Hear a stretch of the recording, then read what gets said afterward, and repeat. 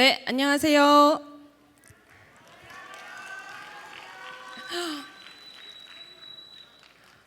우리 너무 귀한 다음 세대들 제가 이렇게 맡아서 강의 한 세션 맡을 수 있게 되어가지고 너무나 영광이고 하나님께 영광입니다. 오늘 좀 재미있는 주제를 가져와 봤습니다. 페미니즘 다들 아시나요? 페미니즘은 우리에게 생각보다 가까이 있다라고 하는 제목으로 제가 가져왔습니다. 우리가 이 강의를 들을 때의 마음가짐을 바로 했으면 좋겠습니다. 첫 번째, 저는 페미니즘 욕하러 온 거 아닙니다. 페미니스트들은 정신병자다. 페미니즘은 이상한 사람들이나 하는 거다. 이런 얘기로 객관화시키려고 여기에 제가 온 게 아닙니다. 제목을 보시면 아시겠지만 우리에게 굉장히 가까이 있고요. 심지어는 우리의 생각을 많이 잠식하고 있는 것이 페미니즘입니다. 이것에 대해서 이야기를 하러 온 것이니까요. 마음가짐을 나는 페미니스트다 라고 생각하고 들으셔야 됩니다. 이게 무슨 뜻인지는 나중에 점점 가면 갈수록 아시게 될 거니까요. 한번 진행해 보도록 하겠습니다. 네, 먼저 저에 대한 소개를 좀 간략하게 드려야겠죠? 저는요 93년생이고요. 이름은 김지원입니다. 만나서 반갑습니다.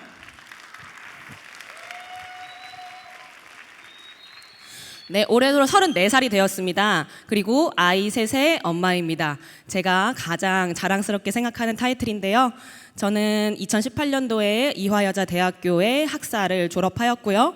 2018년도에 그 전문 상담교사로 임용이 되어서 2년 동안 일을 하다가 그 사이에 결혼을 하고 아이 낳고 이렇게 살고 있는데 저에게는 또 특별한 하나의 타이틀이 있습니다. 여기에 보시면 어떤 로고가 있죠. 자유시민교육이라고 하는 기독교 세계관, 성경적 세계관 교육기관을 맡고 있는데요. 정식으로 등록된 단체는 아니고요. 저희가 함께 이 악한 세상, 점점 더 하나님께서는 성경에서도 말씀하셨지만 세상은 악해져 갈 것이다. 하지만 바알에게 무릎 꿇지 않는 7,000명의 용사를 남겨두었다라고 말씀하신 것처럼 우리의 믿음이 어디에 있는가, 우리는 정말 성경적으로 생각하고 있는가를 깊이 고민하고 살아내려고 노력하고 있는 사람들이 모여서 이 연구소를 운영하고 있습니다. 정식 단체는 아니고요. 열심히 하고 있다는 점 말씀드리고요. 저는 원래 아이 셋을 낳을 만큼 아이를 그렇게 사랑하는 사람은 아니었습니다. 아이를 좋아했느냐라고 하면은 전혀 그렇지 않았고요. 오히려 아이를 너무 시끄럽다, 귀찮다, 너무 힘들다라고만 생각을 했었는데 저희가 남편이랑 결혼을 하게 됐을 때쯤에 청첩장 문구를 쓰고 있었어요. 결혼을 해야 되니까 청첩장 문구를 쓰고 있는데 그때 제가 문득 남편한테 얘기를 했어요. 남편은 모태신앙이었습니다. 남편이 저를 전도해가지고 믿게 되었고 결혼을 하게 됐는데 남편한테 제가 얘기했어요. 우리 아이 셋은 낳자라고 얘기하니까 남편이 당황하는 거예요. 모태신앙이 오히려 왜 그러냐 하고 물어보는 거예요. 저에게는 그런 생각이 들었습니다. 애 둘 하면은 할만할 것 같은 거예요. 생각해봄직하잖아요. 아빠 하나, 엄마 하나씩 맡아가지고 키워 봄직하죠. 그런데 셋부터는 그 계산을 조금 뛰어넘는 거예요. 만약에 얘가 막 뛰어가면 어떡하지? 내가 이렇게 양손으로 손을 잡고 있는데 애가 막 뛰어가면 난 어떻게 해야 되지? 계산이 안 서는 거죠. 그러면 나는 어떻게 하게 될까? 하나님께 더욱더 의지하게 되겠구나 라는 생각 때문에 아이 셋을 낳게 되었고 그렇게 하고 나니까 정말 우리 셋째를 낳고 나서 저의 신앙의 지평도 정말 많이 넓어졌고 남편과의 관계도 훨씬 더 좋아지고 하나님께서 정말 많은 복을 부어주셨습니다. 네. 그래서 아까 제가 짧게 말씀드린 것처럼 저는 원래 불신자였습니다. 지금 신앙생활한 지 10년도 안 됐어요. 저 6년 차거든요. 결혼을 한 지가 이제 6년 차니까 동일한 시기로 계산하면 되겠죠. 그러다 보니까 저는 이전에 세상 사람들처럼 살았습니다. 세상 사람이었으니까요. 그런데 거기에서 굉장히 정직하게 페미니스트적으로 살았던 사람입니다. 페미니즘을 전면으로 받아들이면서 살았던 사람입니다. 저는 일단 아이돌 덕질은 제 인생에서 멈춘 적이 없었습니다. 그리고 애니메이션 보는 것도 정말 좋아했습니다. 그래서 그 애니메이션 덕질, 아이돌 덕질 할 때 빠질 수 없는 플랫폼이 트위터거든요. 지금은 X로 바뀌었지만 그 트위터라고 하면은 다들 정체를 아시나요 혹시? 좌파 사상 소굴이에요, 저기가. 저는 그 당시에 제가 좌파인지 우파인지 뭐 그런 것도 몰랐어요. 그게 아니라 그냥 들어가면 거기에서 수많이 쏟아져 들어오는 어떤 오피니언 리더들의 이야기들이라든지 아니면 그 오피니언 리더들의 의견에 동조하는 사람들의 수많은 스레드들을 보면서 점점 젖어갔습니다. 그래서 저에게는 그게 너무 익숙했어요. 그러다 보니까 제가 대학 입학을 하고 이화여자대학교에 들어갔는데 여기가 내 친정 같은 거예요. 왜냐면 다 페미거든요. 다 페미니스트들이니까 너무 편한 거예요. 거기에서 제가 이 이화연이라고 하는 이화여자대학교 사람들만 들어갈 수 있는 커뮤니티가 있는데 거기도 눈팅 정말 많이 하고 열심히 활동하고 그랬었습니다. 그러던 중에 굉장히 중요한, 역사적으로도 중요한 사건이 터졌죠. 여러분 다들 박근혜 대통령이 탄핵되게 된 시작을 아시나요? 그 시작이 요 2016년도 이화여자대학교 시위였어요. 근데 제가 저기 있었어요. 네, 제가 저기서 정말 열심히 활동했어요. 그냥 우리 학우들이 너무 불쌍했고요. 그리고 어떤 대의에 참여한다라고 하는 그 뽕에 빠져가지고 정말 열심히 참여했었거든요. 그러다 보니까 거기에 있는 친구들이 다 어떤 생각하고 있었겠어요? 페미니즘적인 생각하고 있었겠죠. 그 안에서 동성애도 하고요, 여잔데 막 흡연도 하고요. 그런 것들을 제가 많이 봤습니다. 그리고 우울증 이런 거에 빠지는 것들도 많이 봤고요. 그러니까 너무 당연하게도 우리 페미니스트들은 자기들이 외치고 있는 구호가 저 당시까지만 해도, 지금의 페미니즘은 제가 잘 몰라요. 모르는데 저 당시까지만 해도 외치고 있던 구호가 뭐였냐면, 야, 페미니즘에 반대하는 사람들아 공부 좀 하고 오세요 라는 얘기였어요. 책 좀 읽어오세요. 지금 페미니즘 하는 게 얼마나 중요한지 아세요? 라면서요. 그거를 들었다 보니까 제가 찔리는 거예요. 나는 페미니스트인데 내가 책을 안 읽는 것 같은 거예요. 그래가지고 페미니즘 서적을 사가지고 읽기 시작했습니다. 근데 이거를 내 돈 주고 안 사요. 누구한테 사달라고 하느냐? 그 당시에 남자친구였던 남편한테 내 생일 선물로 사줘 라고 얘기해가지고 책을 사가지고 읽었어요. 그때 읽었던 책들이 뭐 탐독이라고 얘기하기에는 몇 권 안 됩니다. 한 3권 정도 기억나는 게 있는데요. 첫 번째, 이제 이갈리아의 딸들. 저건 되게 유명해요. 저게 그 미러링 소설이라는 거거든요. 여러분, 미러링이라는 단어, 제가 여러분을 너무 많이 오염시키는 건 아닌지 모르겠습니다. 몰라도 돼요. 네. 반대로 이제 풍자한다는 얘기거든요. 그래서 가부장제의 문화가 잘못됐으니까 가모장제의 사회를 상상해가지고 그린 소설이고요. 그리고 맨스플레인이라고 하는 저 책은 사회 구조적인 문제 때문에 여자들은 자기들이 타이틀이 얼마나 대단하든지 간에 남자 앞에서는 침묵을 강요받아, 이거는 불공평해 라는 걸 지적하는 책입니다.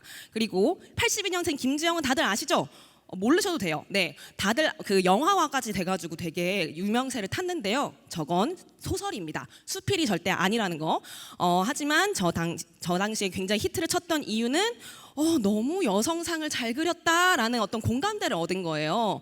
그래서 저거를 읽고 저는 너무나 당연하게도, 너무 당연하지 않아요? 이 흐름이? 네, 너무 당연하게도 내가 결혼을 왜 해야 돼? 내가 애를 왜 낳아야 돼 대체? 그 생각으로 가는 거예요. 내 삶은 내가 책임진다. 내 삶은 내가 선택한다. 사회가 만들어 놓은 규정에 나는 절대 얽매이지 않겠어. 여자의 주체적인 삶을 살아야지. 그렇게 얘기하면서 비혼이면 뭐 어때? 뭐 결혼을 하더라도 애 절대 안 낳아. 그렇게 살았었던 사람이었어요. 놀랍지 않으세요? 방금 저 애 셋이라고 얘기하지 않았어요? 네, 하나님 은혜예요. 정말로요. 네, 그렇게 하나님 은혜로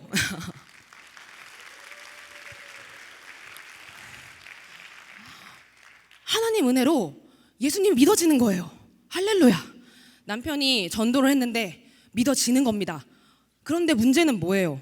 예수님 딱 믿었다고 해가지고 우리 안에 있던 죄가요 다 사라져요. 갑자기 원래 했던 습관 다 사라져요.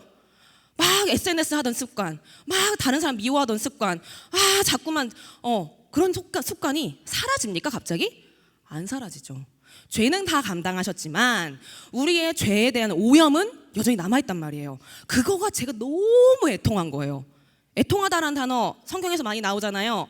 죄에 대한 회개가 나타났을 때 그거에 대한 정말 극심한 아픔으로 느낀다는 거죠. 슬프고 아픈 거예요, 제 상태가. 왜냐하면 애가 태어났는데 요놈 잡았다라고 할 수 있을 정도로 제가 과연 죄에 민감한가? 못할 것 같은 거예요. 제가 말 한마디 하는 거, 제가 집안일을 즐거워하지 않는 거, 제가 남편한테 바가지 긁는 거, 만약에 이런 게요 그대로 드러나잖아요. 페미니즘적인 사상이 우리 딸아이한테 갈 것이고, 그러면 그 아이는 하나님에 대한 상을 맺을 때요. 부모를 먼저 본단 말이에요. 자녀들은. 여러분들 지금 다 다음 세대들이시지만 하나님 잘 아세요, 여러분? 저도 잘 몰라요. 저도 잘 모르는데 다만 하나님 믿었던 사람들이 이렇대라는 걸 보면서 우리는 하나님을 알아요. 근데 그 중에 가장 첫 번째로 보는 존재가 누구예요? 부모님이잖아요. 부모님의 신앙이 어떠한가, 부모님이 하나님에 대해서 생각하는 바가 어떠한가를 보고 우리는 하나님은 정말 좋으신 분이야, 아니면 하나님 진짜 불공평한 것 같아, 이렇게 생각한단 말이에요. 제가 그거를 깨닫고 나서 너무 예민해진 겁니다. 이제 내 안에 만약에 페미니즘적인 것이 만약에 있다라고 한다면 이걸 그냥 무의식적으로 내뱉을 게 아니라 정신을 똑바로 차려야겠다, 이런 생각이 드는 거죠. 그래서 저기 성령이의 변화라고 써놨는데 저거는 무시하시고요. 그래서요, 오늘의 이제 중심 구절이라고 할 수 있는 이 말씀을 다 같이 한번 읽어볼게요. 다들 같이 아시는 말씀이에요. 읽어보겠습니다. 시작. 더러운 귀신이 사람에게서 나갔을 때에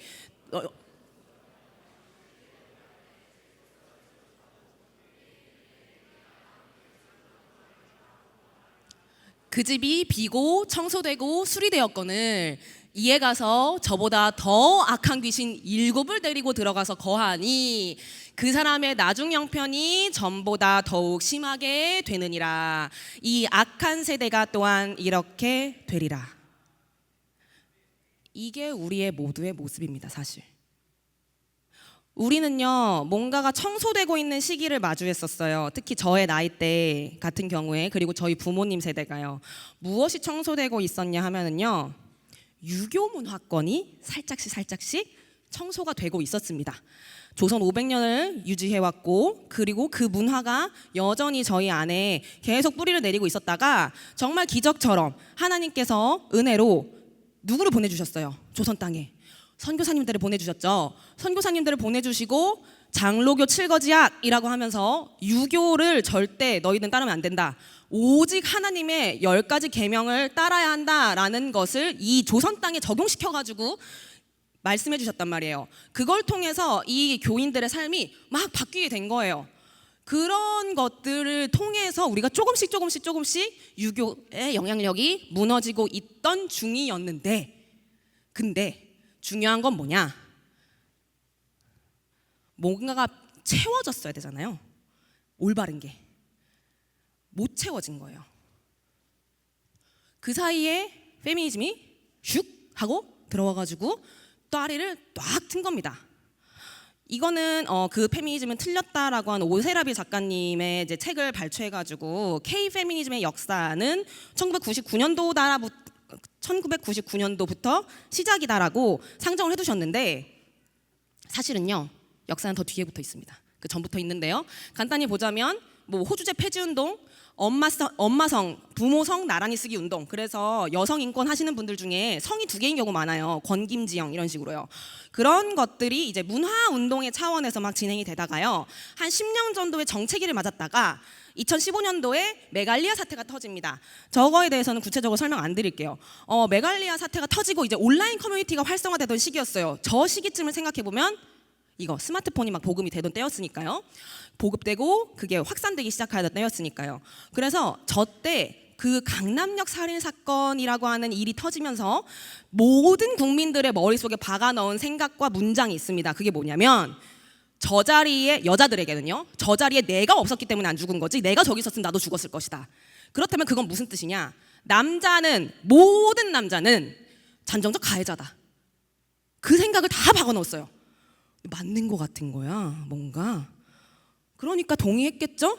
그러니까 이 흐름을 타고 어디로 가요? 남자 페미니스트라고 하는 자기 자신을 그렇게 명명하는 대통령이 당선이 되는 겁니다. 2017년도에. 그래서 교과서들도 막 뒤집어지고 서울시 주최로 한 성평등 언어사전을 발간해가지고 어떤 단어들을 바꿨느냐? 자, 우리 여러분, 유모차라는 단어를 뭘로 바꿨게요? 유아차. 다 하시네요. 이거 봐요. 우리 페미니즘 영향 안 받고 있어요? 다 받고 있어요. 자궁이라는 단어는 포궁. 그리고 또 뭐가 있을까요? 여간호사, 여경찰 이런 단어 쓰면 안 된다. 성차별적이다. 그래서 그런 단어 붙이면 안 된다. 그런 것들 있고요. 얼마나 많은 것들을 우리가 지금 너무 자연스럽게 쓰고 있죠. 또 대표적인 게 있습니다. 여러분, 출산율이에요, 출생률이에요? 출산율이에요, 여러분. 출생률은요, 여기에 들어가 있는 단어였어요. 왜냐면 여자가 애를 안 낳는 거라고 보이면 안 돼. 애가 덜 태어나는 거야 라고 얘기하게 만들려고. 그래서 출생률이라고 바꾼 거예요. 근데 우리 지금 그거 중립 단어로 지금 이해하고 있죠. 당연한 거 아니야 이렇게? 아니에요. 그건 사상이 들어가 있는 단어입니다. 그 단어가 지금 퍼져서 저게 지금 2016년도잖아요. 벌써 9년 지났잖아요. 우리에게는요 이미 그게 문화가 됐습니다. 82년생 김지영 저 영화가 완전 대히트를 치면서요. 이제 더 이상 우리 10대부터 시작해서 40대까지요. 포괄적으로 보자면요. 단 한 명도 난 페미니즘의 영향을 받지 않은 깨끗한 사람이야 라고 얘기할 수 없는 시대가 됐습니다. 심지어는 교회 안에 있다고 하더라도요.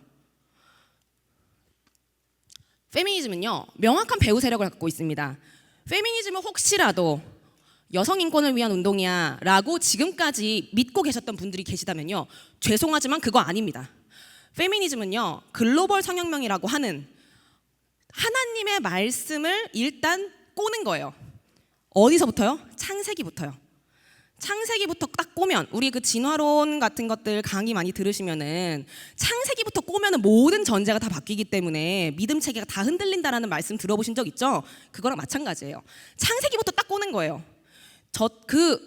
르세라핌이라고 하는 아이돌 가수 아시죠? 네, 거기에서 이프프 있어요.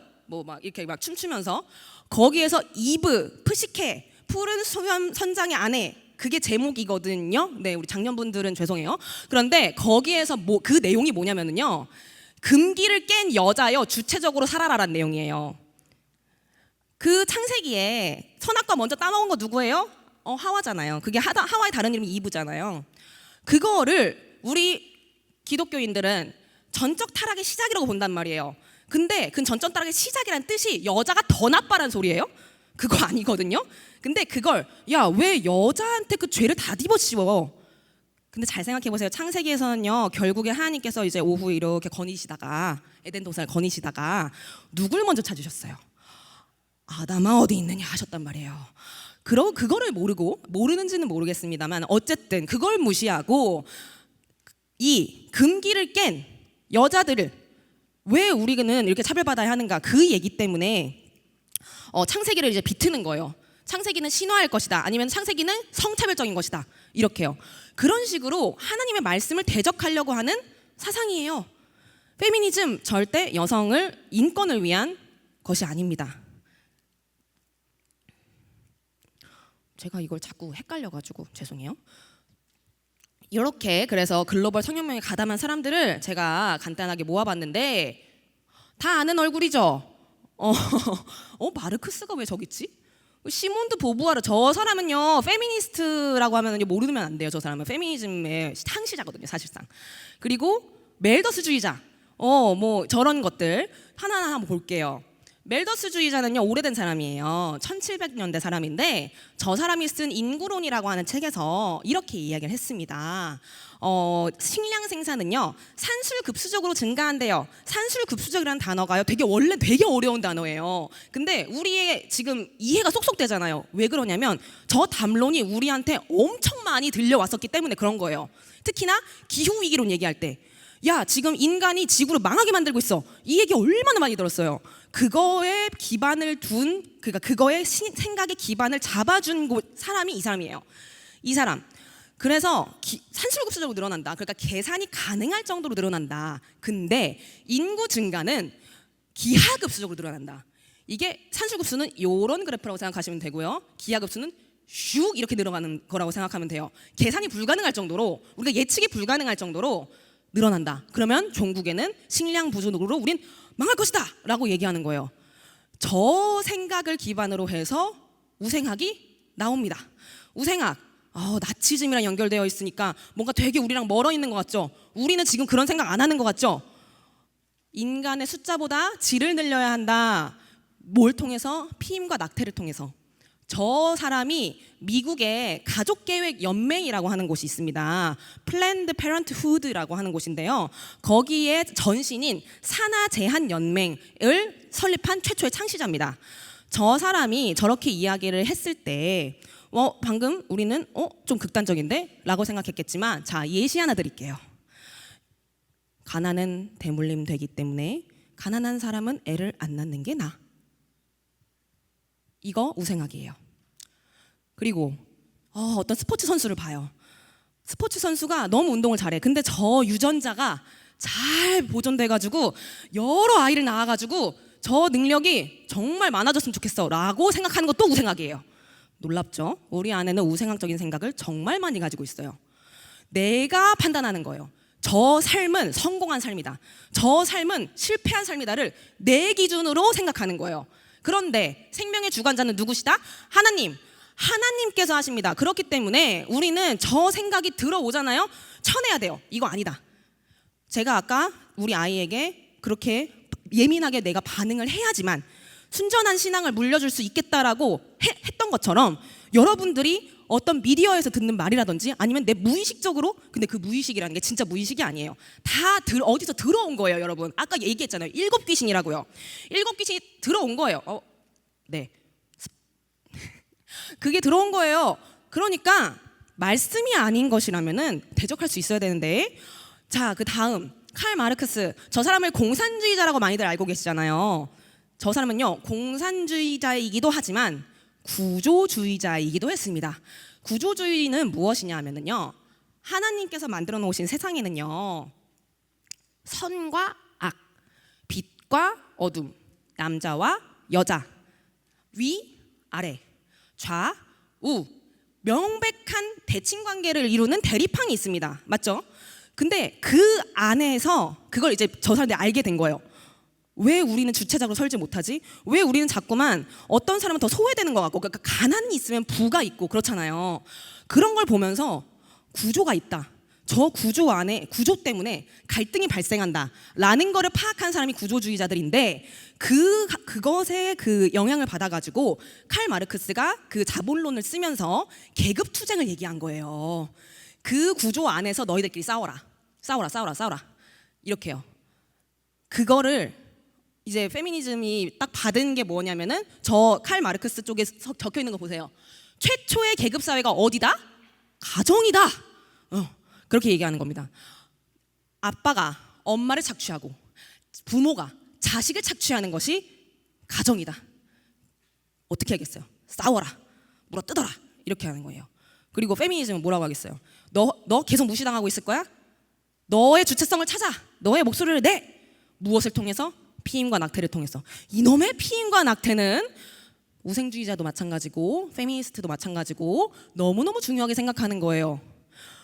여러분, 피임과 낙태 들었을 때요, 그래, 낙태는 내가 악한 거 알겠어. 왜냐면 생명을 죽이는 거니까. 근데 피임은 살짝 궁금하지 않으세요?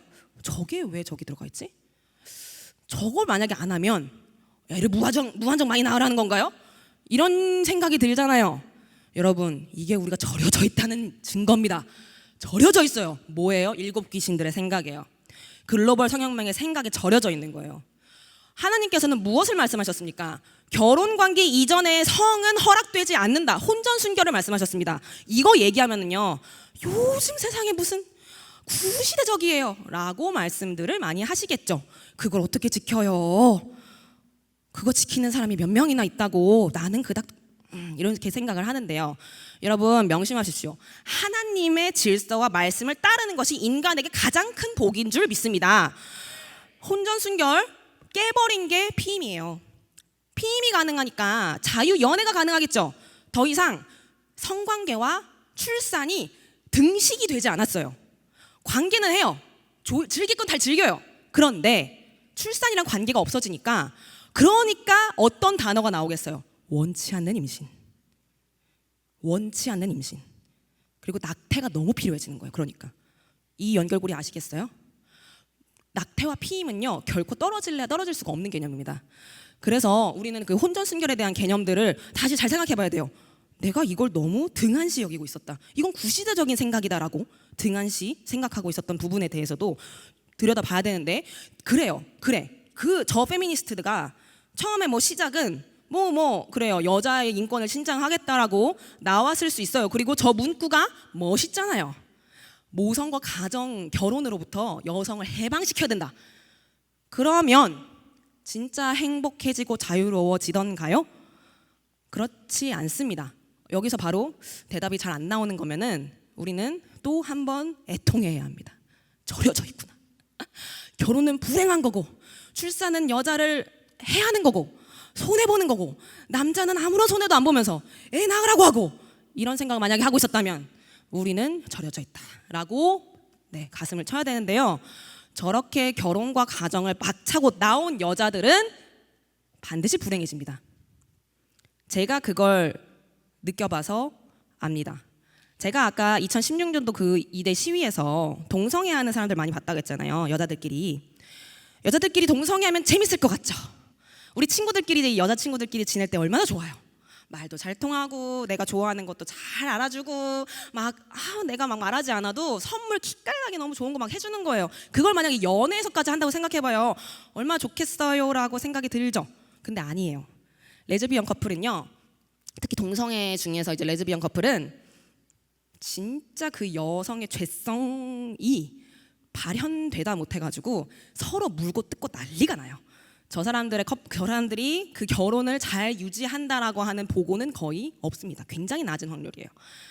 동성 결혼이 허용된 나라들에서 그런 데이터를 냈을 때요, 여자들 좋은 거 많죠. 근데 또 안 좋은 것도 많죠. 남자도 마찬가지예요. 근데 저는 지금 페미니즘 얘기하고 있는 거고, 제가 여자니까 여자에 대해서 많이 얘기하고 있는 거예요. 뭐 잘해요 우리 여자? 뒷담, 당짓기 잘하죠. 네.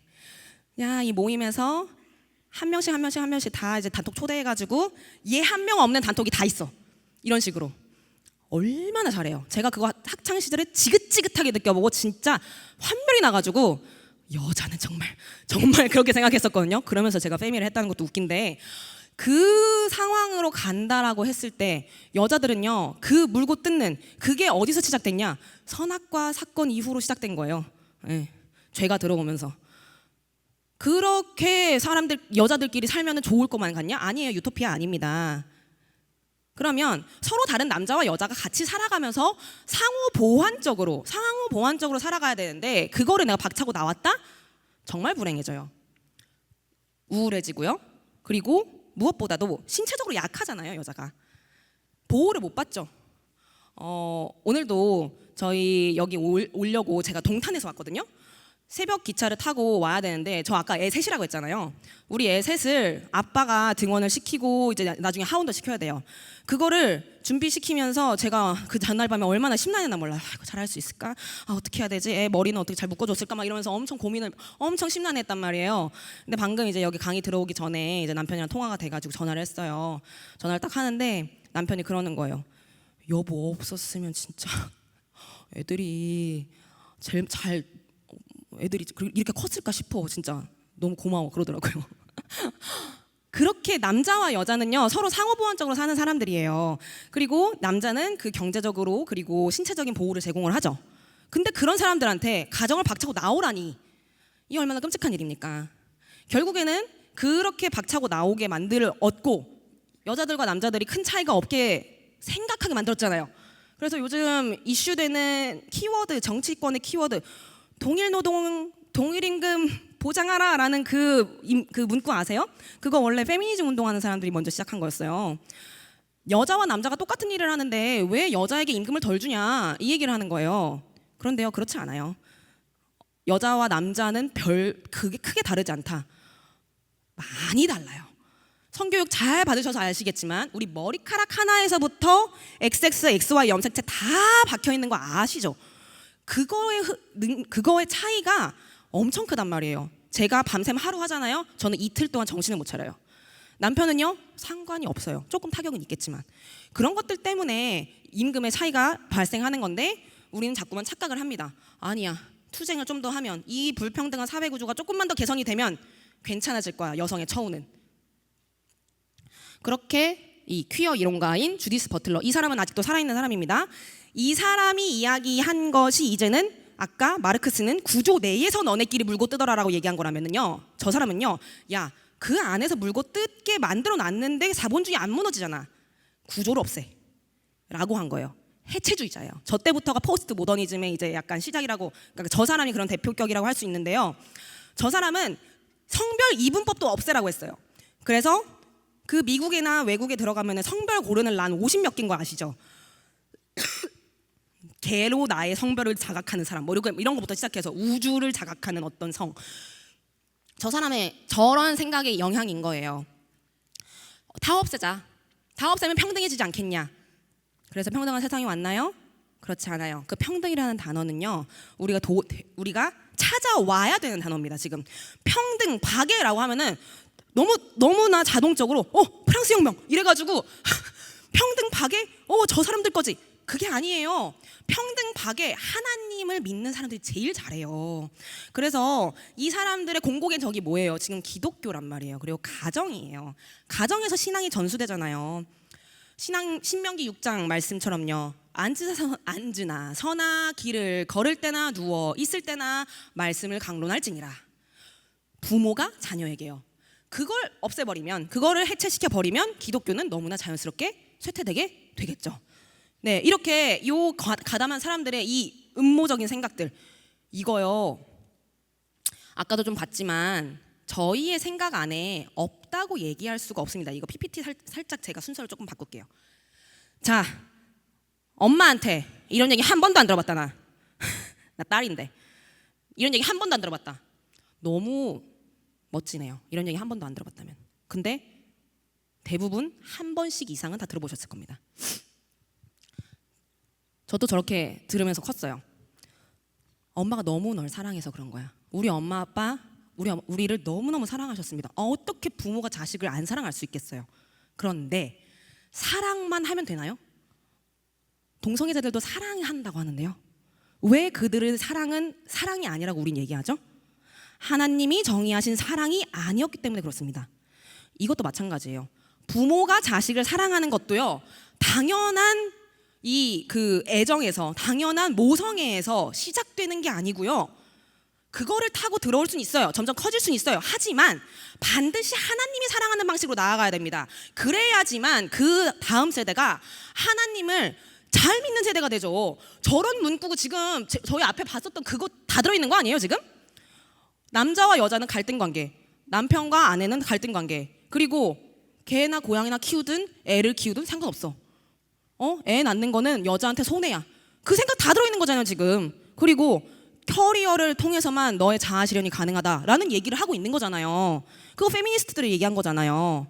저런 생각을 우리가 여태까지 들으면서 컸으니, 저런 말들을 들으면서 컸으니 우리가 이젠 청소를 하는 거예요. 지금 제 강의를 통해서 여러분 청소하시고 계신 거예요. 아, 이거 페미니즘적인 생각이구나. 아, 이거 페미니즘적인 거구나. 그러면은 제가 또 청소해놓고 빈집으로 쌩 튀어가면 안 되죠. 그래서 마지막에 결론 내드릴 거예요. 성경적인 게 무엇인가에 대해서 말씀드릴 거예요. 그리고 그거가 부족했다면 나중에 Q&A 세션에서 더 물어보세요. 그거를 우리는 부단히 해야 됩니다. 저 생각들이 너무 당연하다는 게 아닙니다. 절대 아니에요. 다 무조건 사상적인 배경을 가지고 있다는 거예요.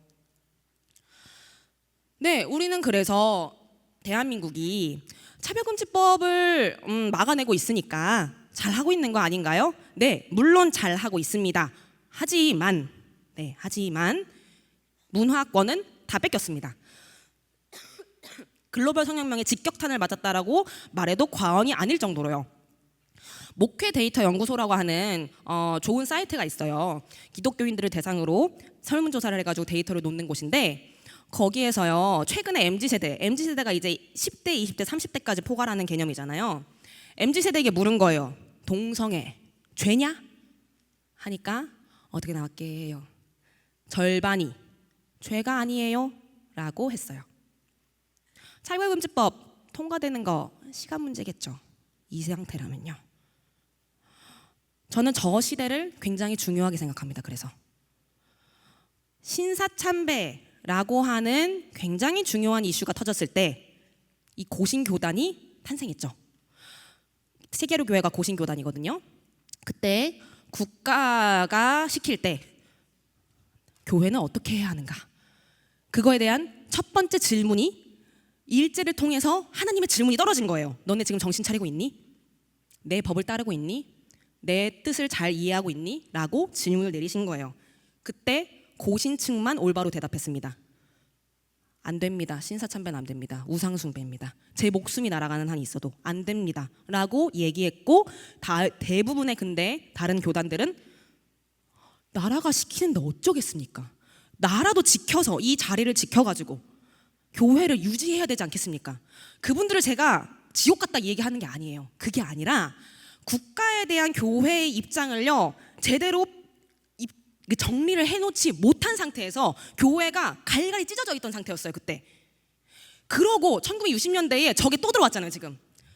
뭐라고요? 국가적인 가족계획이라고요.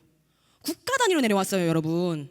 국가 단위로 루프 끼세요. 루프가 뭐냐면 여성 피임 도구예요. 여자의 질 내에 넣는 거예요. 그래서 관계를 해도 임신이 안 되도록. 근데 그거 피임 확률이 되게 낮아가지고 이상하게 착상되는 경우들도 많이 있었다고 해요. 근데 그걸 내가 원해서 했느냐? 아니요. 나라가 시켜서 했어요. 그리고 피임 도구, 콘돔, 네, 뭐 그런 거. 그리고 낙태 그런 거 국가적 지원을 받으면서 했어요. 저는 국가가 악하다라는 얘기를 하려고 온 게 아닙니다. 교회 뭐 했냐고 얘기하려고 하는 겁니다. 저랬을 때 교회는 어떤 목소리를 냈습니까? 저 시대에 대한 회개가 있습니까?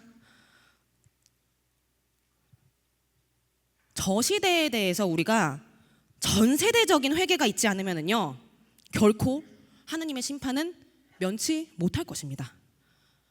저 때의 영향으로 출산율 뚝뚝뚝뚝 떨어지기 시작해가지고 지금 어떻게 됐어요? 네,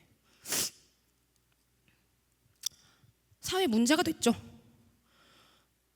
출산율 나락으로 갔고 1인 가구 비율은 뭐예요? 나 결혼 안 하겠다잖아요. 나 혼자 살겠다. 그게 지금 나 혼자 산다. 네, 그게 인구의 3분의 1이에요 지금. 그리고 초산 연령, 그러니까 여자가 결혼해가지고 아이를 처음으로 낳는 그 나이가 점점 상승해가지고 지금 32세까지 갔단 말이에요. 만 32세예요 여러분. 그거는 한국 나이로 지금 34세까지 본다는 겁니다.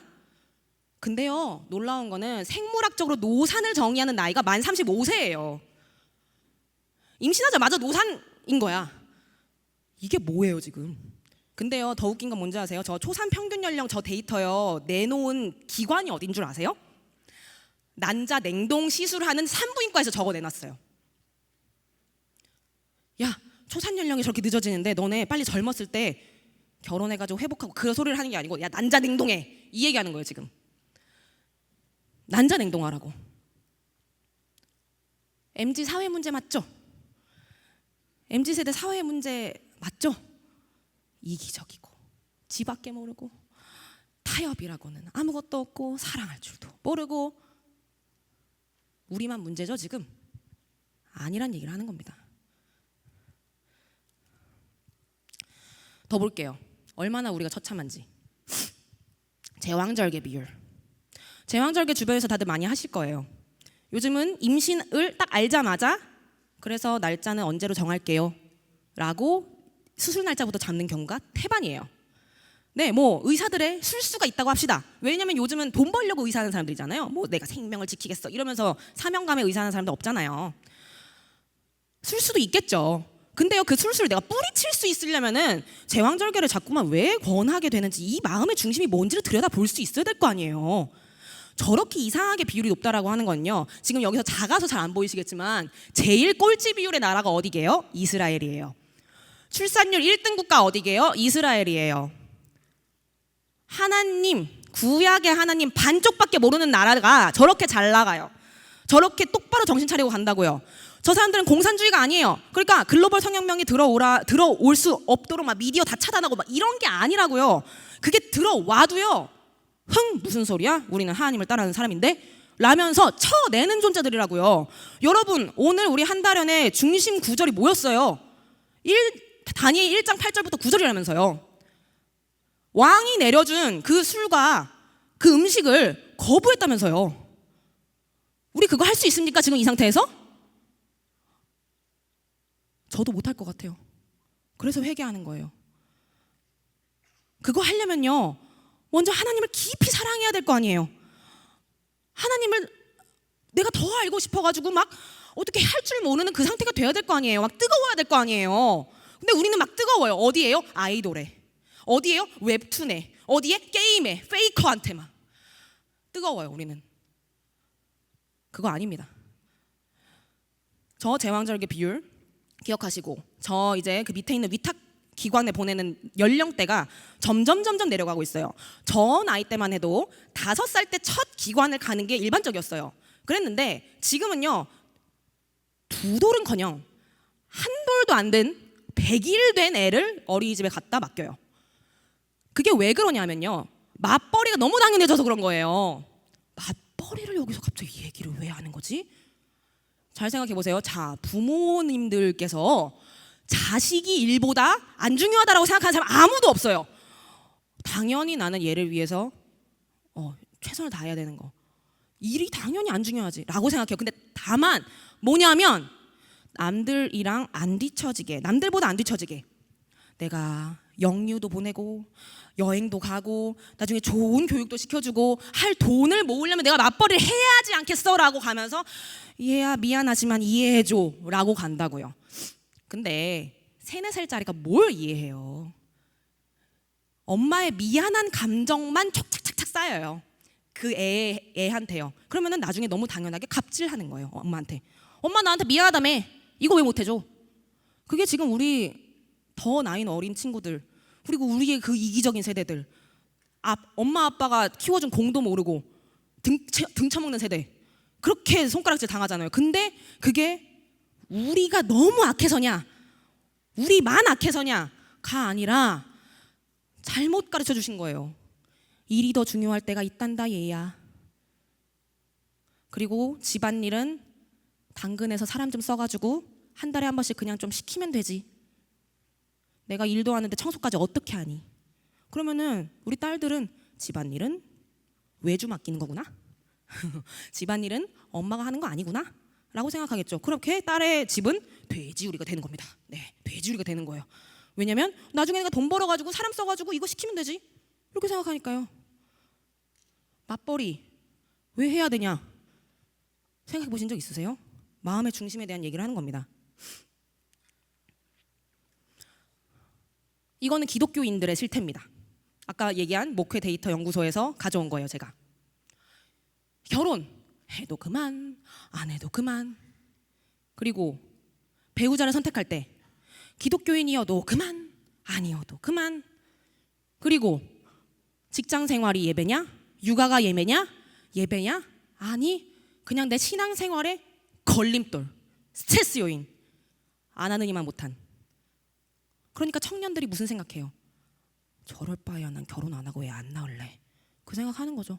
내 뜨거운 신앙 다 잃어버릴 바에야. 근데 여러분, 하나님이 결혼을 저주로 주셨습니까? 아이 낳는 걸 저주로 주셨습니까? 지금 이건 우리 죄 때문이라고 생각해야 돼요. 사회 구조적인 문제? 뭔가 하나님께서 만들어셔도 잘못 만드셨다? 그 생각하면 안 되고요. 우리가 이 모양인데 뭐 세상은 어떻겠어요? 그러니까 세상 쳐다보고 아이고 저 악한 것들 하고 얘기하는 거 그만둬야 돼요. 이제 우리의 상태를 봐야 됩니다. 먼저. 네, 지난번 대선 때 이렇게 양극화됐어요. 성별이 한 세대 내에서 저렇게 갈렸어요. 끔찍하죠. 진짜 끔찍한 일입니다. 저러니까 결혼을 하겠어요?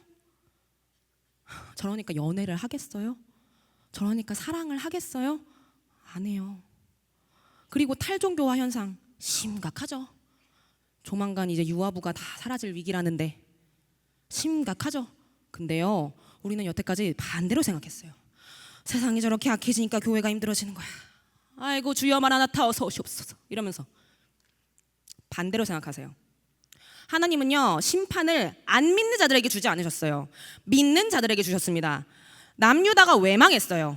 남유다 믿는 사람들이었잖아요. 북이스라엘도 믿는 사람들이었어요. 근데 왜 망하게 하셨냐고요? 심판인 겁니다. 심판은 하나님의 자녀에게 주어지는 거예요.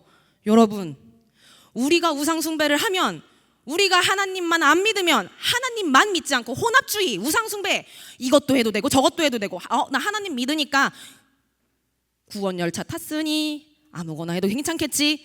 그거 아니라고요. 그럼 반드시 심판하신다고요. 선후 관계가 바뀌었어요. 우리 생각 속에. 바꿔야 됩니다. 지금부터 바꿔드릴게요. 교회가 타락했기 때문에 세상이 이 모양인 건 너무 당연하다. 제가 지금 이거 객관화시켜서 얘기하나요? 저는 깨끗한데요? 아니요. 왜 그렇게 목사님들께서 회개해야 된다고 부르짖으셨는지 이제 좀 감이 오십니까? 이게 그냥 할 말 없으니까 하는 말이 아니에요. 회개하라라는 말을 할 말 없으니까 에라 모르겠다 그냥 회개하라고 하자. 왜냐면 죄인이 아닌 사람 없으니까. 근데 그분들은 아시는 겁니다. 그 구조를요. 그 알고리즘을 아시는 거예요. 성도의 회개가 없으면 세상은 어떤 꼬라지로 돌아가든 아무 상관이 없기 때문에 그걸 아시기 때문에 그러는 겁니다. 생각을 바꿔야 돼요. 세상이 악하다는 얘기 그만하세요. 내가 얼마나 추악한 존재인지를 먼저 봐야 됩니다. 내 안에 7 귀신이 얼마나 많이 차들어가 있는지를 알아야 됩니다. 페미니즘이 여성들에게 주문하는 거 이거잖아요. 여러분 이 생각 한 번도 안 하고 산 적 있으세요? 혹시? 하나하나 설명해 드릴게요. 커리어를 통해서만 자아 실현이 가능하도록 생각해라. 자, 이거 엄마가 주문한 거죠. 엄마처럼 살지 마. 엄마처럼 집안일만 하다가 애만 키우다가 그러다가 살지 마. 너는 다 가만히 좀 길었으면 좋겠어. 그거기도 해요. 그리고 또 그 말이 또 맞는 것 같기도 하잖아요. 왜냐면 집안일은 하면은 티가 안 나고 안 하면 티가 나고 누가 알아주기를 해. 전업주부라고 하면은 괜히 좀 움츠러드는 거죠. 혹시 직업이 뭐세요? 했을 때 아, 저 지금 뭐 일했었는데 쉬고 있어요. 이렇게 얘기하지. 저 전업주부예요 라고 얘기하는 사람 없어요. 왜냐면 부끄러운 거예요. 그 전업주부란 말이. 왜 부끄럽습니까?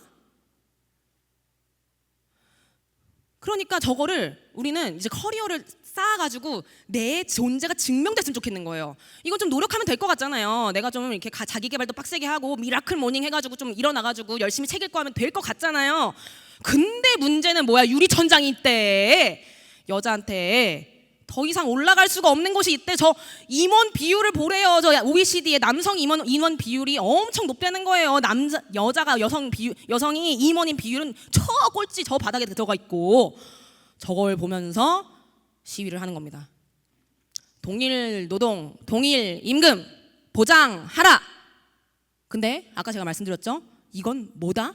착각에서 기인한 시위 구호다. 여자와 남자 크게 다르지 않다? 겁내 다르다. 엄청 다르다. 진짜 많이 다르다. 그걸 알면요 하나님께서 그렇게 다르게 지어놓으신 이유를 봐야 될 거 아니에요. 남자는 뭐 하라고? 엉겅퀴와 쑥을 낼지라도 열심히 일을 하라라고 만들어 놓으셨죠. 그리고 여자는요 열심히 아이를 낳고 길러라. 그게요 구시대적입니까? 아니에요. 결코 그렇지 않습니다. 그 질서를 주신 이유에 대해서 우리가 잘 생각을 해봐야 돼요. 우리는 지금 이런 착각 속에 살고 있습니다. 하나님이 만들어 놓으신 질서보다. 그 다음 임신과 출산, 여자의 인생을 망가뜨리는 주범이라고 생각하라 라는 거에 제가 왜 이 데이터를 가져왔을까요? 24시간 모자동실이라는 개념이 낯서신 분들을 위해서 설명을 드릴게요. 아기를 낳고 병원에 입원을 하고 대부분은 요즘 산후조리원에 갑니다. 그때 아이와 함께 있는 시간이 얼마인지 아십니까 혹시? 대체로 하루의 시작과 끝 1시간, 1시간, 2시간 끝이에요. 그게 모자동실의 개념이거든요. 근데 지금 다른 나라들 보세요. 90 몇 프로, 80 몇 프로가 저기는 조리원도 없어요. 일단 조리원도 없어서 엄마가 아기 낳으면요 바로 아기랑 같이 붙어서 모유수유하고 오로 배출하고 그게 너무 당연해요. 근데 우리의 개념성에 지금 뭐가 들어있냐면은 애랑 붙어있는데 산후조리가 어떻게 돼? 그 생각을 하는 거예요. 너무 이기적이지 않아요 이거? 애 입장에서 생각을 해보세요. 애는요 엄마 뱃속에서 10달 동안 엄마 양수, 엄마의 체온, 엄마 목소리, 엄마 심장박동, 엄마의 영양분 다 받으면서 붙어있다가 갑자기 쑥 나왔단 말이에요. 근데 얘를요 3주 동안 이게 그 산후조리원까지 친 기간이에요. 3주 동안 똑 떨어뜨려 놔가지고 같이 앵앵앵앵 우는 신생아들이랑 그리고 몇 명 숫자도 안 되는 그 간호사들한테 맡겨 그 상황 속에 떨어진다고 생각을 해보세요. 제가 지금 산후조리원 처우 개선해야 된다 소리를 하는 게 아니에요. 우리의 마음의 중심이 대체 뭐냐는 거예요. 산후조리원을 가는 이유가. 아니 근데 실제적으로도 생물학적으로도 증명이 됐어요. 아이와 함께 교감하고 아이와 함께 24시간 모자동실을 하면서 모유수유를 할 때 이 뼈가 다시 제자리로 돌아오는 거, 그리고 오로라고 있습니다. 아기를 낳고 나면은 이게 그 생리를 10달 동안 안 하거든요. 그거를 이제 이게 많이 그 분비를 해야 돼. 마지막에 아기 나왔을 때 나오고 나서도 오로 분비가 계속 있는데 그게 깨끗하게 돼야 자궁이 깨끗하게 다시 원상복귀가 되는 거거든요. 자궁도 늘어났던 거 다시 줄어들고, 그거가 애랑 같이 있을 때 가장 빠르게 촉진된다는 거예요. 그게 이미 생물학적으로도 검증이 됐어요. 근데 우리 세상 똑똑한 우리 엄마들 모르지 않을 거예요. 근데 힘들잖아. 저도 첫째 때 조리원 갔었어요. 근데 둘째, 셋째 때부터는 조리원 안 갔습니다. 이걸 알아버렸어요. 내가 너무 이기적이었구나라는 걸. 애한테 진짜 못할 짓 했구나라는 걸 알게 됐어요. 그래서 산후조리원을 막 2천만 원짜리 다닌다, 3천만 원짜리 다닌다, 뭐 온갖 초호화 연예인들이 애 낳고 무조건 인증샷 찍어가지고 여기 조리원 천국 입성 이렇게 하는 거 올라오잖아요. 천국 아니에요. 그러면 나는 돈이 없어가지고 저만큼 좋은 산후조리원을 못 가면 불행하겠네요. 이게 그 공산주의적인 생각이 아니고 뭐겠어요. 칼 마르크스가 얘기한 돈 많은 사람들은 잘 살고 돈 없는 사람들은 못 산다. 너희들끼리 물고 뜯고 싸우라. 그 얘기잖아요. 마지막으로 성경의 질서 구시대적이라고 여겨라. 저 100대 평등 기도 제목이라고 저게 뭐 하면서 나온 거냐면요. 우리 12.7 연합 예배를 손현보 목사님께서 주관하셔가지고 할 때 100대 기도 제목을 발표를 했어요.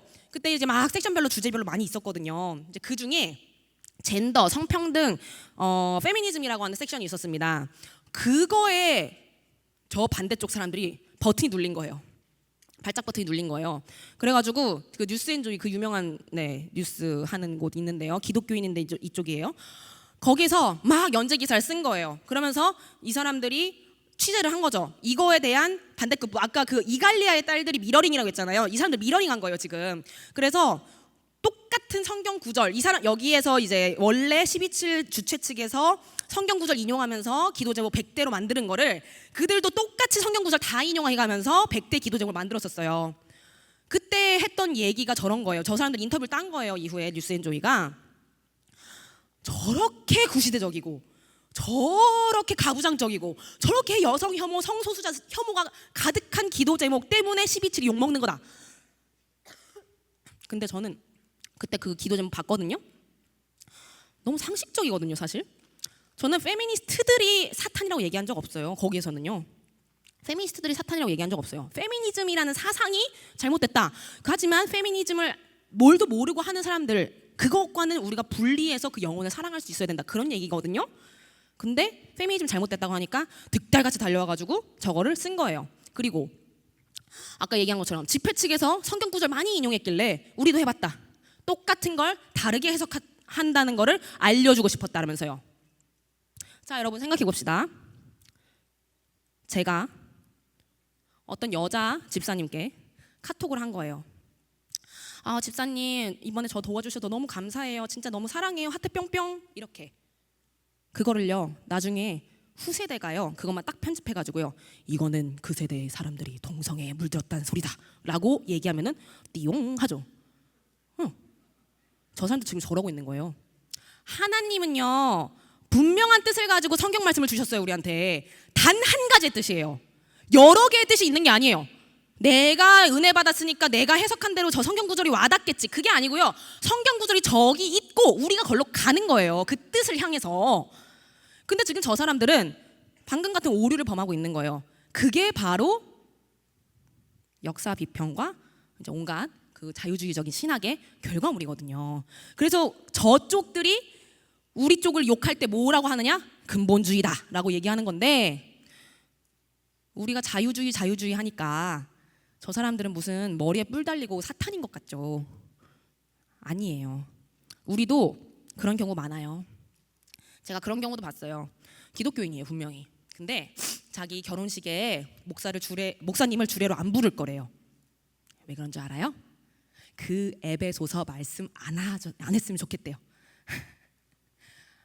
남편을 머리로 삼고 여자는 그에 순종하고 남편이 교회를 예수님께서 사랑하신 것 같이 사랑하고 여자는 교회가 예수님을 사랑하는 것처럼 순종해라. 그거 안 듣고 싶어서 목사님을 주례로 안 세우겠대요. 그게 우리 현실입니다. 지금 하나님이 주신 말씀을 불편한 말씀이라고 해가지고 저거는 구시대적인 거야 라고 치부해버리고 다른 해석이 필요해요? 아니면 내가 알아서 해석할래요? 하고 있단 말이에요. 이게 다 망쳐놨어요 사실.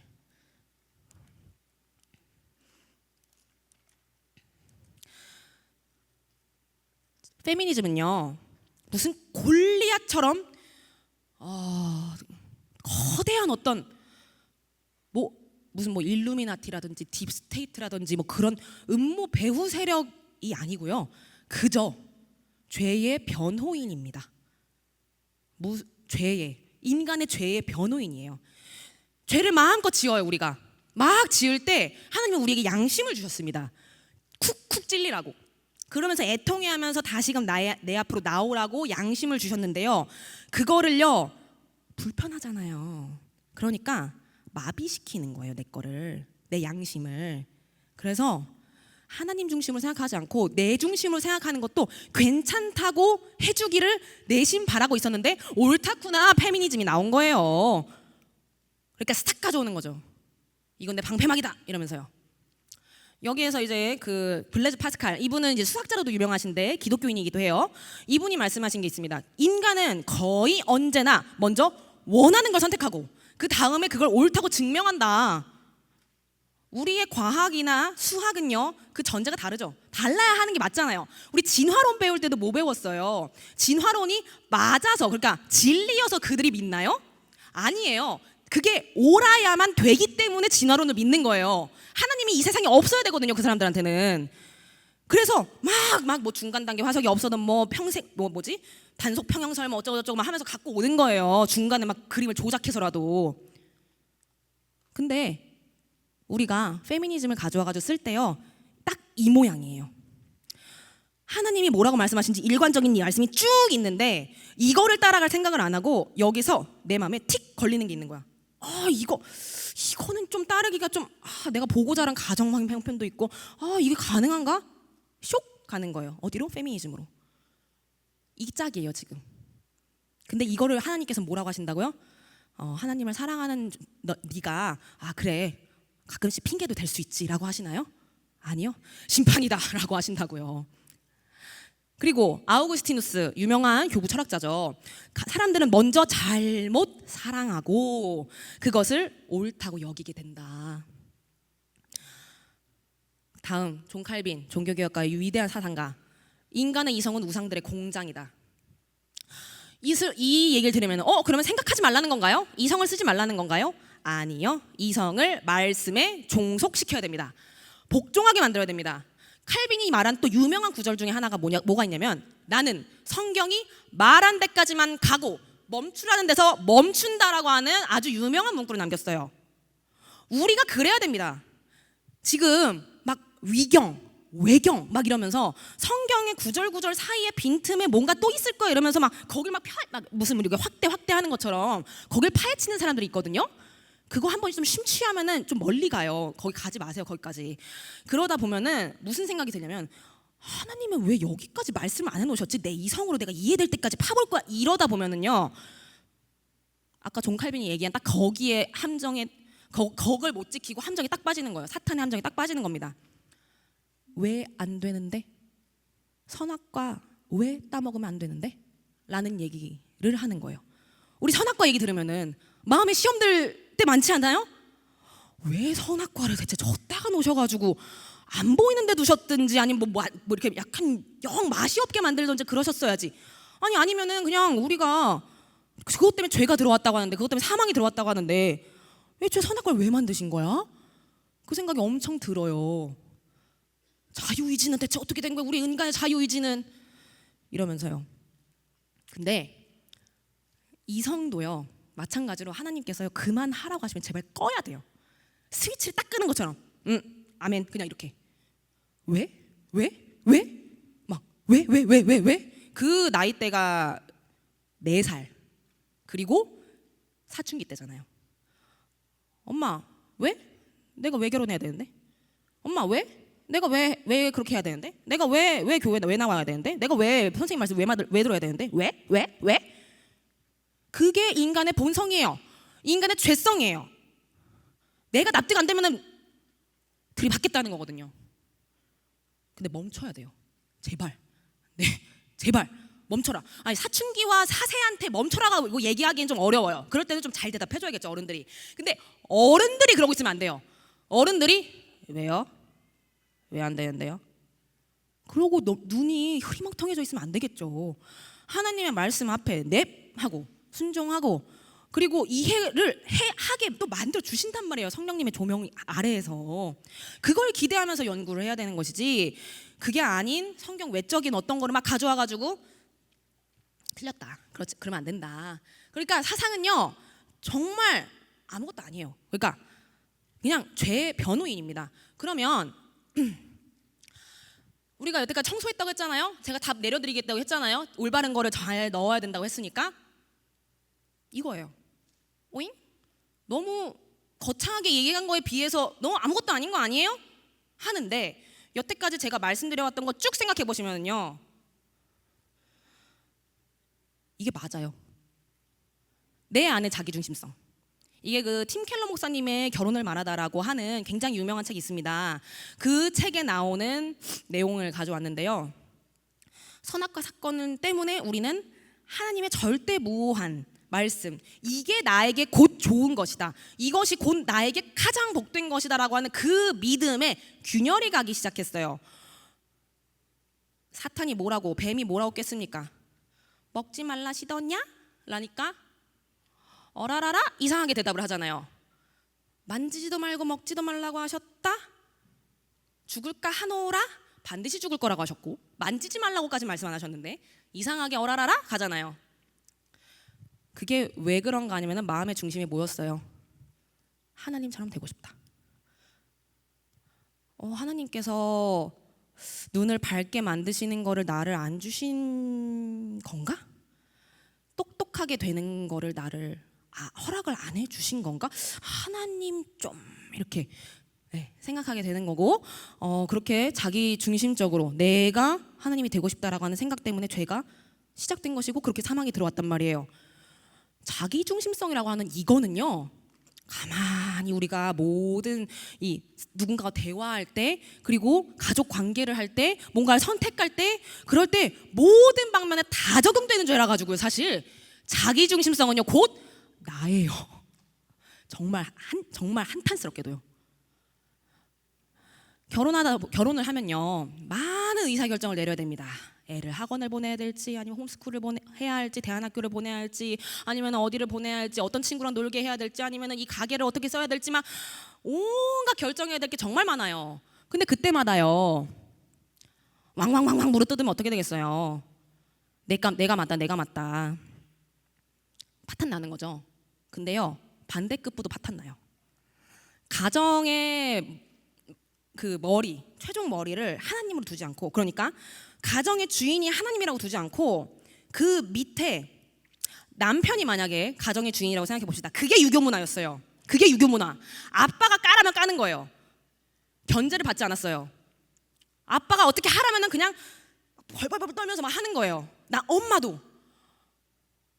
근데 그러면은요 어떤 게 올라와요? 인간한테 내가 지금 복종한 거잖아요. 화가 치밀어 올라요. 그래서 막 그 한이라고 하잖아요. 막 그 한. 그것 때문에 그 세대의 어머니들이 우리 딸은 난 그렇게 안 키우고 싶어가지고 키운 게 지금 우리잖아요. 그게 유교의 문화, 그의 산물이었거든요. 참는 거가 미덕이라고 생각했던 거예요. 근데 그것도 아닙니다. 사실 그것도 자기중심성이에요. 왜냐하면 나만 참으면 가정이 평화로워지겠지라고 하는 결국 내중심적으로 생각하는 거거든요. 그래서 기꺼이 배우자에게 섬길 기회를 줄 수 있어야 된다라고 팀 켈러 목사님께서는 말씀을 하십니다.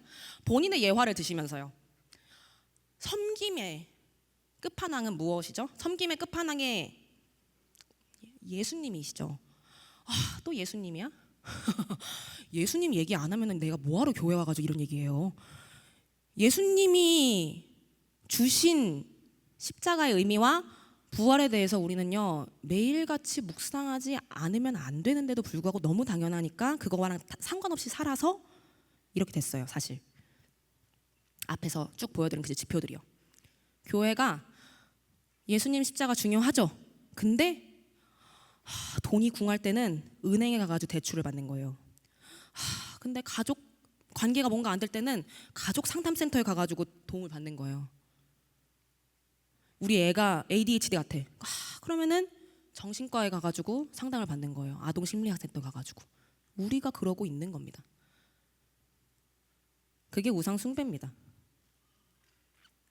내 안에 자기중심성과 싸우지 않으면은요, 그러니까 이거를 내가 자각하지 않으면은, 그러니까 즉 내 죄에 대해서 가볍게 여기는 순간 예수님 십자가는 싸구려가 됩니다. 해도 그만 안 해도 그만, 의지해도 그만 안 해도 그만. 살만할 때는 내 힘으로 막 열심히 살다가 문제가 딱 터졌을 때 문제는 예수님한테 기도하는 척하다가 아까 얘기한 그런 기관들로 간다는 거예요. 왜냐면 습관이 있잖아요. 내가 평상시에 예수님을 평온할 때도 잘 될 때도 조금 피곤할 때도 늘 의지하는 습관이 되어 있어요. 내가 예수님을 진짜 궁할 때 찾죠. 마리아가 예수님의 수태고지를 들었을 때요, 그거 그 당시에 얼마나 청천벽력 같은 소리예요. 그거 사람이 결혼을 안 했는데 저 여자가 지금 임신을 했다는 소리가 지금 말이 되는 소리예요?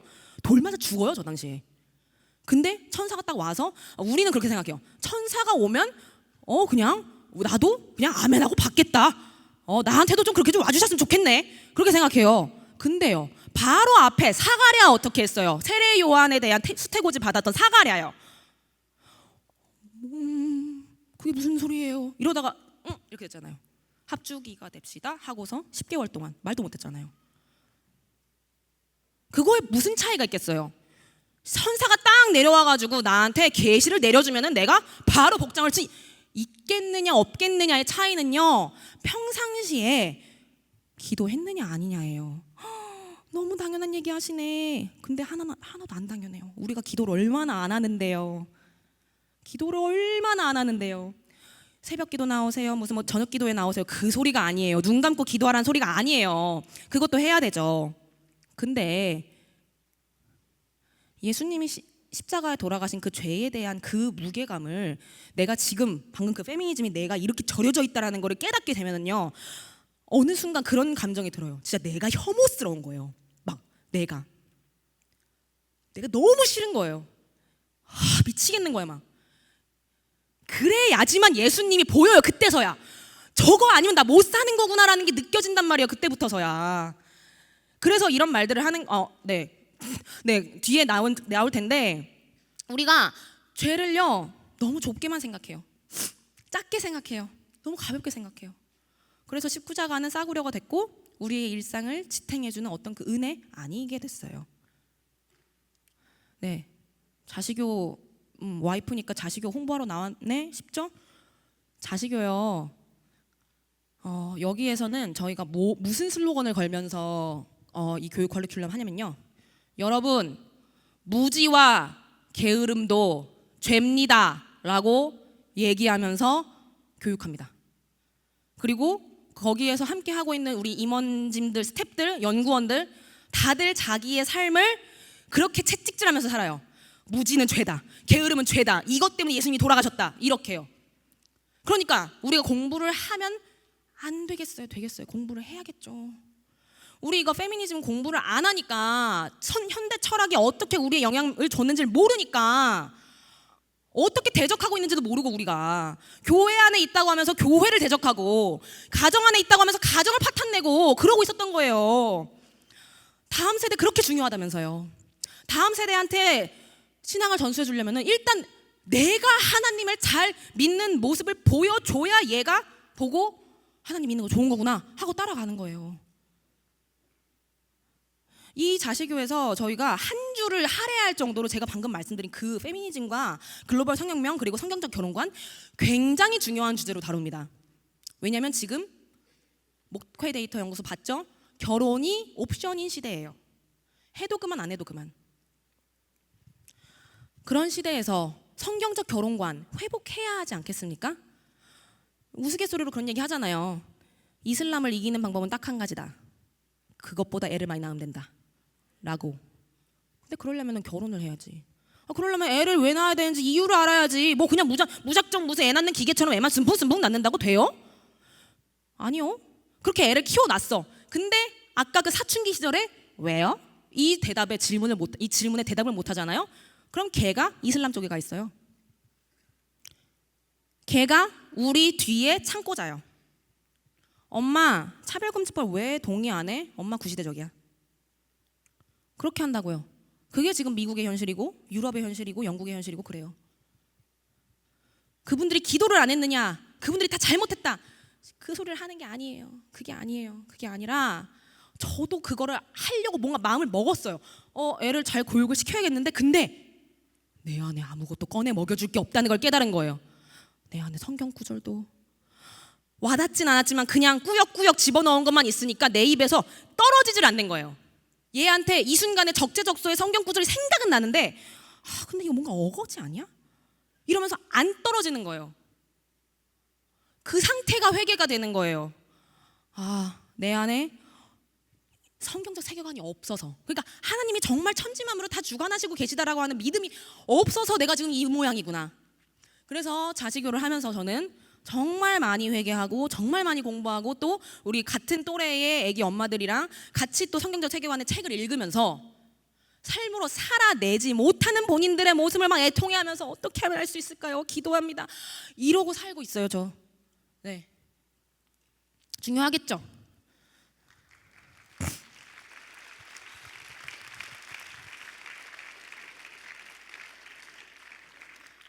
그래서 원래 요 자시교가 이 10주 코스가요 순서가 엄청 많이 바뀌었었어요. 그 손영건 교수님도 아실 텐데 원래 저 순서가 아니었어요. 근데 저희가 이걸 해보니까 원래 저 페미니즘이 앞주차에 있었던 때도 있었거든요. 좀 초반에. 그러면요 질문이 너무 많은 거예요. 그러니까 질문이 많은 게 안 좋다는 소리가 아니고 본질을 이해를 못한 상태에서 계속 곁다리만 치는 질문을 하는 거예요. 뭐 그래서 뭐 제왕절개 하지 말라고요? 그래서 뭐 어떻게 하라고요? 막 이런 얘기들이 너무 많이 나오는 거예요. 그게 본질이 아닌데. 그래서 1, 2주차에 기독교 변증과 기독교 역사와 사상 이거를 딱 박아놓고 하나님의 절대 주권과 섭리 그 속성에 대해서 이제 소위 말해서 진짜 조져놓으니까 납득이 되는 거예요. 뒤에 있는 문장들, 뒤에 있는 주제들이. 하나님은 정말 천지 만물의 주관자이시구나. 그리고 그 믿음을 소유한 믿음의 선진들이 일으켰던 게 종교개혁이고 그들이 일으킨 종교개혁의 지금의 열매를 우리가 그냥 달콤하게 누리고 있는데 이거를 지금 잃어버릴 위기에 놓여 있구나. 우리가 세속주의의 공세에 아무런 대응을 못 해가지고. 그러니까 무지가 죄다라는 게 팍 느껴지는 거예요. 죄구나. 모른다고 봐주는 시대는 지났다. 모르는 건 죄입니다. 못 이기거든요. 저 철학자들 어떻게 이길 거예요? 그래서 죄 죽이기 영성으로 가야 돼요. 저 존 오웬이라고 하는 저 목사님이요 청교도의 황태자라고 불렸어요. 잘생기기도 했어요. 근데 청교도 중에 청교도, 그리고 청교도 시대의 존 칼빈이라고 불렸습니다. 저분이 쓰신 책 중에 유명한 책이 신자 안에 내주한 죄, 그리고 죄 죽이기라고 하는 책이 있는데 저기서 하신 말씀이에요. 죄를 죽여라. 그렇지 않으면 그 죄가 널 죽일 것이다. 맞죠? 우리가 그 죄를 직시하지 않았기 때문에 뭐요? 우리 안에 있는 글로벌 성혁명, 페미니즘적인 생각들, 반성경적인 생각들이 그냥 세상의 미디어와 매체와 누군가의 말들을 통해서 들어왔을 때 이게 죄인지도 모르고 대적하지 않으니까 그게 나를 죽였잖아요. 지금 우리 사망의 빛이 지금 너무 만연하잖아요. 대한민국에 자살률 1위, 우울증 유병률 1위, 초저출산. 또 뭐 있습니까?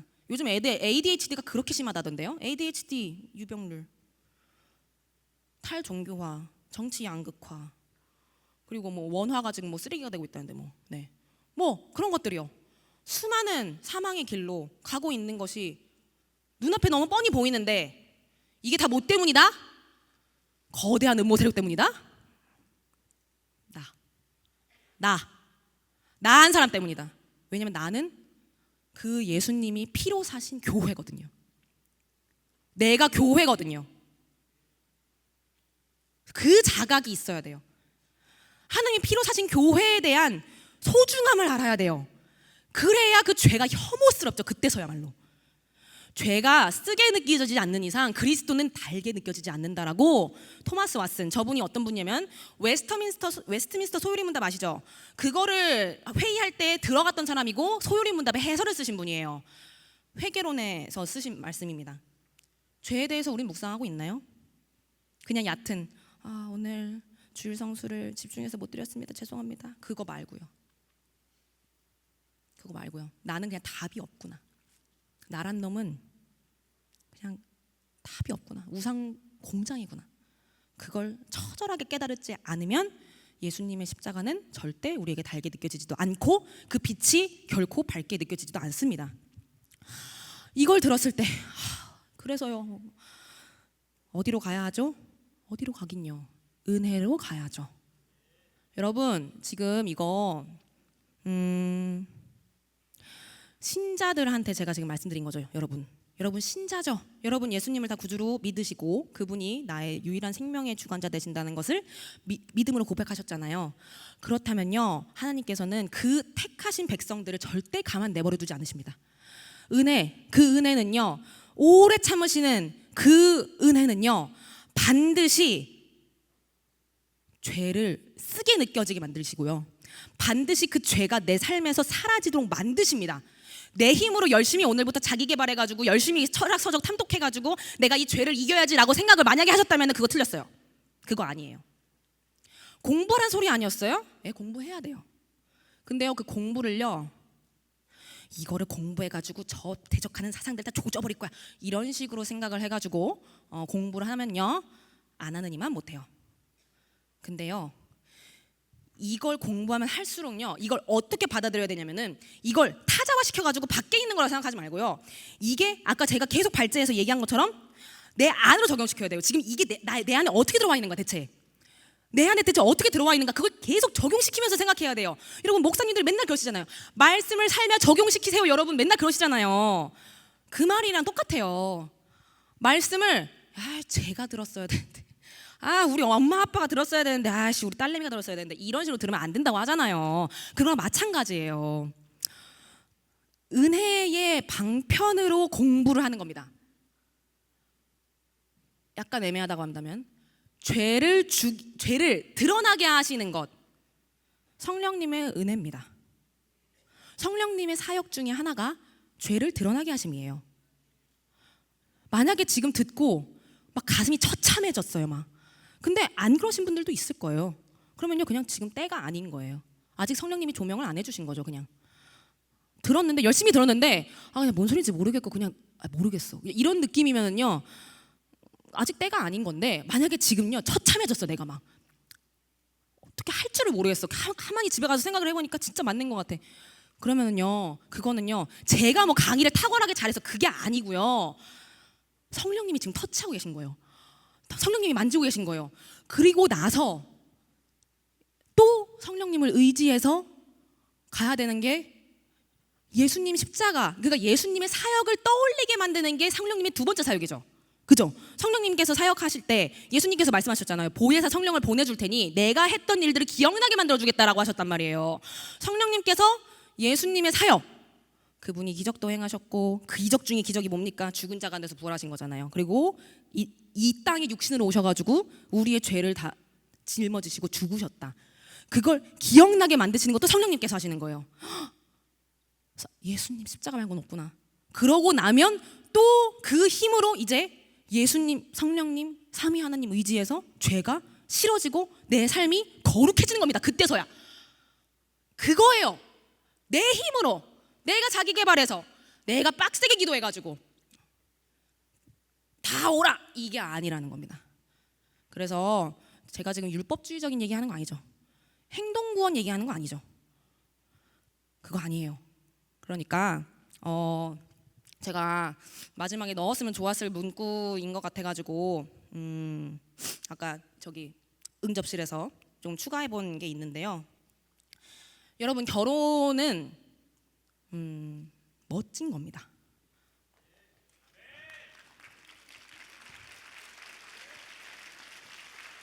결혼은요, 정말 멋져요. 그 이유를 읽어드릴게요. 하나님의 사랑이 인간의 죄성을 가감없이 드러내는 동시에 인류를 향한 철저하고도 무조건적인 헌신을 보여주시는 것과 같이 결혼은 우리가 스스로 생각하는 수준 이상으로 죄에 깊숙이 빠져 있으며 내면에 수없이 많은 흠을 간직하고 있는 존재임을 깨닫게 함과 동시에 그리스도를 통해 상상을 초월하는 큰 사랑과 용납을 받고 있다는 사실을 체험하게 하는 것이기 때문에 결혼이 멋진 겁니다. 요한일서 1장 9절 말씀, 우리가 사랑함은 그가 먼저 우리를 사랑하셨음이니라. 이 말씀이 부디 성령님의 조명하심으로 우리의 마음속 깊숙이 믿어지고, 이것이 아니고는 내 삶에 아무런 의미도 없고 가치도 없고, 이것이 아니고서는 내가 그 어떤 숭고한 사랑, 희생, 우정, 그 어떤 것도 누릴 수 없는 존재임을 깨닫는 여러분들 되시기를 축복합니다. 네.